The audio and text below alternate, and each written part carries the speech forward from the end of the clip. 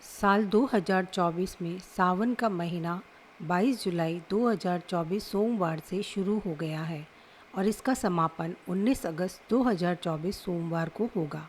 साल 2024 में सावन की शुरुआत और समाप्ति दोनों ही सोमवार से हो रहे हैं, जिससे इसका महत्व दोगुना हो गया है।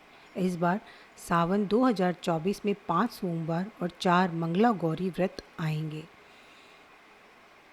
पहला सावन सोमवार 22 जुलाई को था, दूसरा 29 जुलाई को, तीसरा 5 अगस्त को है, चौथा 12 अगस्त को है और पांचवा 19 अगस्त को।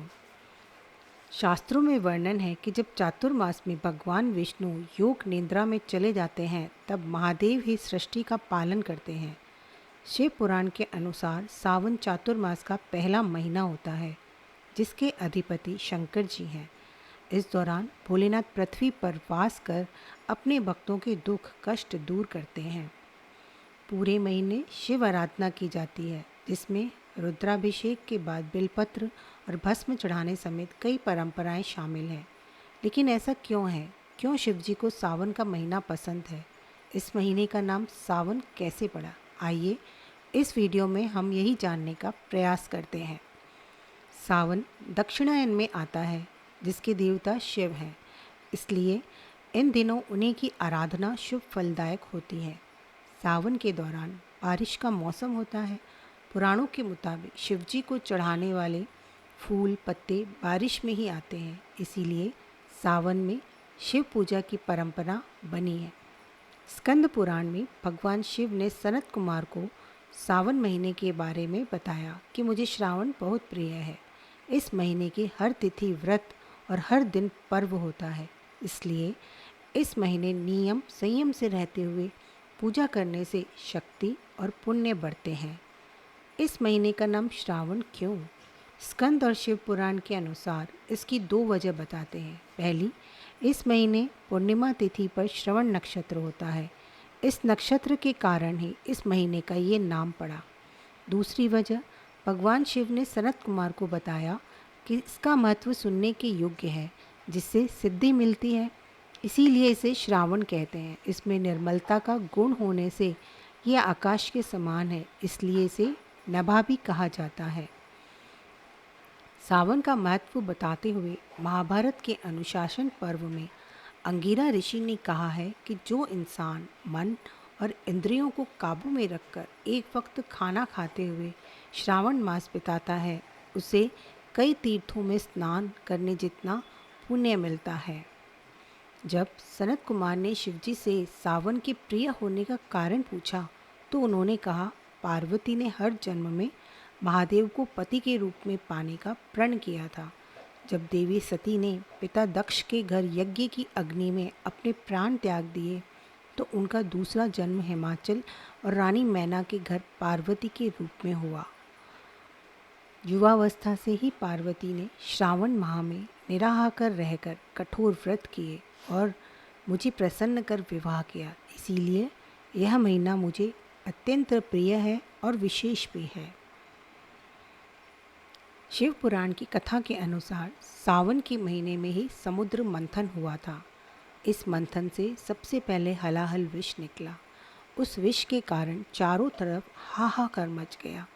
अब समस्या यह थी कि उस विष का क्या होगा, इस संकट का हल क्या है। तब देवों ने महादेव से इस संकट से पूरी सृष्टि को बचाने का निर्णय किया। संसार की रक्षा करने के लिए भगवान शिव ने विष को कंठ में धारण कर लिया। विष की वजह से कंठ नीला पड़ गया और वे नीलकंठ कहलाए। विष का प्रभाव कम करने के लिए सभी देवी देवताओं ने भगवान शिव को जल अर्पित किया, जिससे उन्हें राहत मिली। यह घटना सावन माह में हुई थी। इस वजह से हर साल सावन माह में भगवान भोलेनाथ का जलाभिषेक किया जाता है, ताकि वे प्रसन्न हों और उनकी कृपा प्राप्त हो। इससे वे प्रसन्न हुए, तभी से हर साल सावन मास में भगवान शिव को जल अर्पित करने या उनका जलाभिषेक करने की परंपरा शुरू हो गई। कई जगहों पर बारिश में शिवलिंग पानी में डूबे रहते हैं। शिवलिंग के ऊपर एक कलश लटका रहता है, जिससे बूंद बूंद जल टपकता रहता है। उसे जलधारी कहते हैं। जहाँ भी प्राकृतिक शिवलिंग है, वहाँ जल की धारा भी है। मार्कंडेय ने लंबी आयु के लिए सावन माह में ही घोर तपस्या कर शिवजी की कृपा प्राप्त की थी, जिससे मिली मंत्र शक्तियों के सामने मृत्यु के देवता यमराज भी नतमस्तक हो गए थे। भगवान शिव को सावन का महीना प्रिय होने का एक अन्य कारण यह भी है कि भगवान शिव सावन के महीने में पृथ्वी पर अवतरित होकर अपनी ससुराल गए थे और वहाँ उनका स्वागत अर्घ्य और जलाभिषेक से किया गया था। माना जाता है कि प्रत्येक वर्ष सावन माह में भगवान शिव अपनी ससुराल आते हैं। भूलोकवासियों के लिए शिव कृपा पाने का यह उत्तम समय होता है।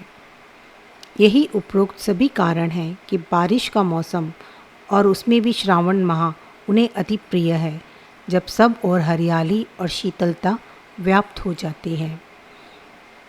जय भोले बाबा की।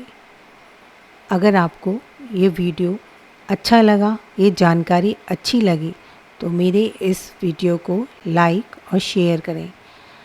यदि आपने अभी तक मेरे इस चैनल वीणा भक्ति रस को सब्सक्राइब नहीं किया है तो इसे सब्सक्राइब करें और साथ ही बेल आइकन भी दबाएं ताकि आने वाले नए वीडियोस के नोटिफिकेशंस आपको मिल जाएं।